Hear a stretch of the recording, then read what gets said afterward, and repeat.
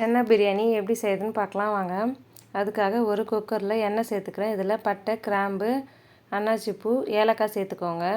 இது கூட கட் பண்ணி வச்சுருக்க பெரிய வெங்காயம், பச்சை மிளகாய் சேர்த்து வதக்கிக்கலாம். வெங்காயம் நல்லா வதங்கினதும் இது கூட இஞ்சி பூண்டு விழுது, புதினா சேர்த்து வதக்கிக்கோங்க.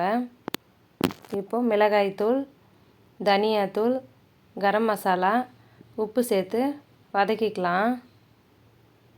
இது ஒரு 2 நிமிஷம் வதங்கினதும் கட் பண்ணி வச்சுருக்க தக்காளியும் சேர்த்து வதக்கிக்கோங்க.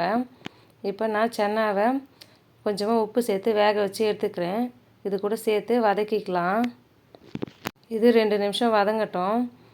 இப்போ நான் 1 டம்ளர் அரிசிக்கு 1.5 டம்ளர் தண்ணி சேர்த்துக்கிறேன்.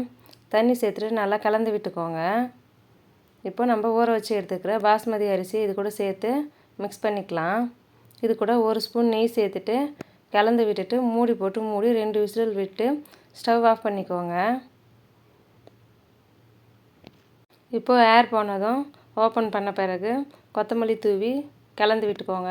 இந்த ரெசிபி லஞ்ச் பாக்ஸுக்கு ரொம்பவே சூப்பராக இருக்கும். ட்ரை பண்ணி பாருங்கள். லஞ்சுக்கு இந்த கத்திரிக்காய் சாதத்தை ட்ரை பண்ணி பாருங்கள். இப்போ கடாயில் உளுத்தம்பருப்பு, கடலைப்பருப்பு, சீரகம், வேர்க்கடலை, காஞ்ச மிளகாய், தேங்காய் சேர்த்துக்கிறேன். இதை வறுத்துட்டு தனியாக ஆற வச்சுட்டு ஒரு மிக்ஸி ஜாரில் சேர்த்து அரைச்சி தனியாக எடுத்து வச்சுக்கோங்க. இப்போது அதே கடாயிலே எண்ணெய் சேர்த்துக்கிறேன்.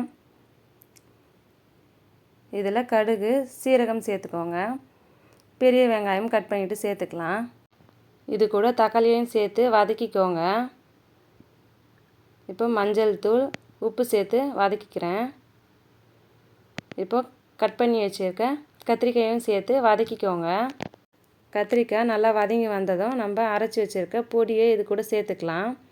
நல்லா கலந்து விட்டுக்கோங்க. இது 2 நிமிஷம் நல்லா கலந்து விட்ட பிறகு வடித்து வச்சுருக்க சாதத்தை இது கூட சேர்த்துக்கிறேன்.